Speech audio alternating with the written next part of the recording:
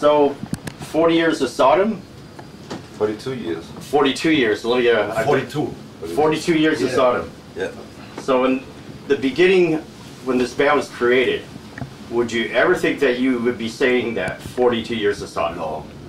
You know, in the beginning we just make music for ourselves, you know. But we got the record deal in '84, very early, you know, and from that time we started getting more professional, you know. But being in a band for over 40 years, I never thought about it. Did it occur to you that it would go on to other bands, or it was just more like a project when you started, or just something to do for fun? Yeah, just for fun, yeah. Just for fun, and then it caught fire, and we're talking like, you know, 4 decades plus now that you're here, and you're on a cruise ship, you're still doing festivals, very relevant, everything. I guess you always start like a hobby musician. You start having fun playing an instrument, something like that. Like get some people together, form a band, and do it just for fun. If you don't have fun doing it, it's kind of like I don't know. And that's how you start, you know, like a hobby musician, and then it sometimes gets more serious, you know.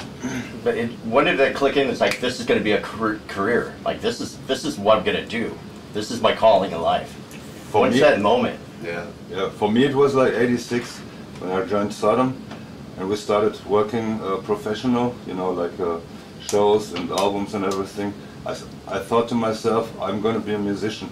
I don't want to work like a 9-to-5 job or something like that. So,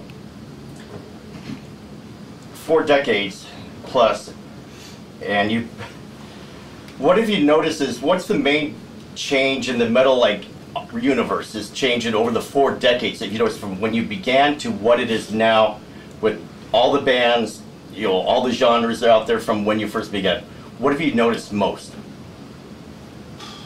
Yeah, when we started, there was just a handful of bands. You know? Yeah, there's more and more bands. So many bands, I don't even know. Like he knows very good. If you look at magazine, you know, there were 200, 300 bands coming out every month. You know? Yeah, and it's getting out of control. You know? It's getting confused. You know? Do you think it's a good thing? Do you think it's like it's oversaturated? No. Oversaturated. Oversaturated? Yeah, it is. Too much crap, but there are a lot of jewels, but you have to dig, and so. But you know, if somebody like that came into metal the last 15 years, I mean, they look at you guys as a jewel now. How does that make you feel? I mean, what's the feeling about that? Do you, I guess it great, or is it something like where you appreciate more your OG fans that have been there since the 80s? Yeah, you have to create the jewel, you know, like from the beginning, and then you work on it, like for 10 years, for 20 years and more, you know. It's kind of, it's like a testament, you know, what you're doing, you know. And nobody ever will forget this, you know. And it's kind of like, it's great, you know. It's just if you're into it for so long time, you know. I think it's cool to see bands like Vulture or Sphinx. They try to recreate the image with the old school vests and old school trousers, bullet belts, and then they get old instruments that look exactly like Tom's Destroyer bass or something. And they do kind of the same haircut. Yeah. Like in a Sign of Evil. It's great to see. So I was at a small underground festival, and there were like 5 or 6 bands, and they suddenly there were no phones out there, so everyone was enjoying that festival, and suddenly they did a cover of Ausgebombt, and they started at an immense tempo that I didn't even recognize it at first, and I was like, fuck, they are playing Ausgebombt. Everyone was on stage, and that's kind of cool to see that the young guys are digging it still, and we look up to Tom and Frank.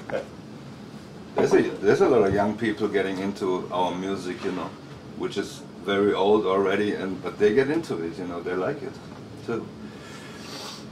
So I saw you, don't judge me. I went to see, I don't know if you know who Poppy is. poppy, kind of like I know it. a little bit of melons. Okay, so I went there. I was standing in line with my best friend. We're the same age. We're in our 50s, and it was like, I don't think we should be here, right? So there's a kid coming up, and the kid could have been no older than 16, and he had a Sodom shirt on, and there was one part of me that flared up a little fire, like, name one fucking song from Sodom, like, or did you buy the shirt because it was cool, or do you actually listen to him? But to me, that that shows staying power. It's relevant. Yeah. It's still there. Yeah, it is. Even with a show like that, This question is kind of difficult for obviously your whole discography. So, which is your favorite album that you created and why? I think Get What You Deserve is very difficult to audience because we recorded this album live in the studio without any overlaps, That is something special, but I don't have my favorite Sodom album, I can tell. I like the more heavier stuff like Masquerade in Blood, and Code Red, but I don't have a favorite Sodom album. Okay. Yeah, I knew that was going to be a tough question. No one ever wants to ask. I cannot listen to my own music, so when it's recorded, it's done, and then I don't think about it anymore. I have to do for the live shows, but it's like, I created it, it's created, on to the next one. So I think the next album will be the best one. There you go. As always. So here's another question. Was there any point in the 40 plus years, you thought Sodom would come to an end? Oh, I don't know. Never. I want to do, I'm getting 61 next month, and I think a couple of years I want to do. I don't want to, I don't want to bring it to the end like Lemmy from Motorhead, If you're getting old and you're getting sick, I can't. That was pretty sad, that last Motorhead Yeah, I saw his last show, Wacken Festival, and where he had to leave the stage after 3 songs. I seen the very that's last. a couple of years before, in fucking, I seen the very last Motorhead show in Berlin. It was really sad, man. You couldn't even. It was like so weak, and it was sad, man. So I know the time will come, but I don't know what. I'm still healthy, I'm still creative, Yeah. You look great. Yeah. So you're going to do an Agent Orange set? Yeah. The whole album, or The just whole album, like, yeah. So why'd you pick that album? They forced us. The promoter. Promoter forced us. Promoter That's picked it. awesome. Yeah, the first one will be tonight an old school set, Mixture of everything. Okay. And the next show is in the theater, Agent Orange. And then, where do you see Sodom 40 years from now? 40 years from now. 40 years from now. Wow. In space somewhere. I don't know. We're gonna do Playing different worlds. Maybe you guys, but another thing I wanted to bring up was I saw you guys. I was working media for Mexico Metal Fest a couple years ago when you guys played. Maryland. No, Mexico Metal Fest in Monterrey. Mexico. Oh yeah. So that was great. you remember like how where they have the artists in the back? Yeah. After you guys got done playing, you guys, like I think more, you were getting beers. You had to walk through that little area. It was Yes. a choke point That to VIP get area. over there. Yeah. You couldn't go because you were being couldn't, mobbed yes. like one of the Yeah. Beatles. Yeah. Do you remember Yeah. that? Yes. Yeah, I remember. Yeah. We Like you sold could that. not get through. It You're was watching really this heavy, go yeah. down the Yeah. whole time. Yeah. And we felt That so was bad for you. Very dangerous. Unless you can get a beer, Like, let him fucking pass and get a fucking beer. Yeah. Yeah. Exactly. I like to get in contact to the fans, but that That was was too too much. heavy. Yeah. There was too Like in much Chile, people. Like, where we were, they drove us out in a private car, and we had to duck down because one of the fans were waiting outside for the van. Wow. So they were not expecting us to leave in a private car, and it was a wild mob outside of the venue, and they were screaming, "Oh, come out!" Yeah. That was a very dangerous situation.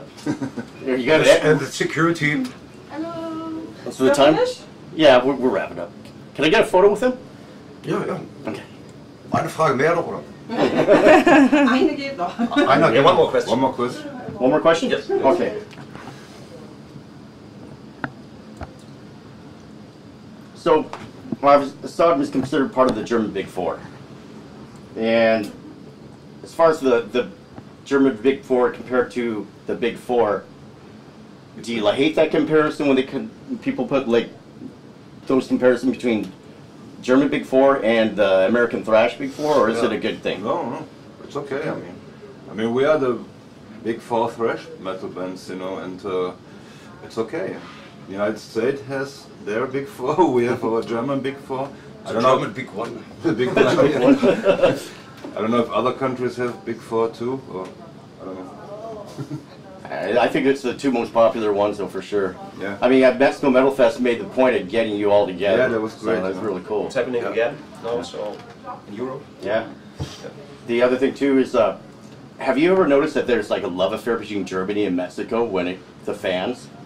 Every time I've been to a festival and it's either you or Destruction or whoever, and there's Mexican, people from Mexico that have traveled, Oh, they're yeah. going nuts. Yes, They're yeah. in the front. Yes. It's amazing. Yeah, especially Mexico and even South America. Yeah. and South America too. Yeah, South America is Argentina very is always passionate.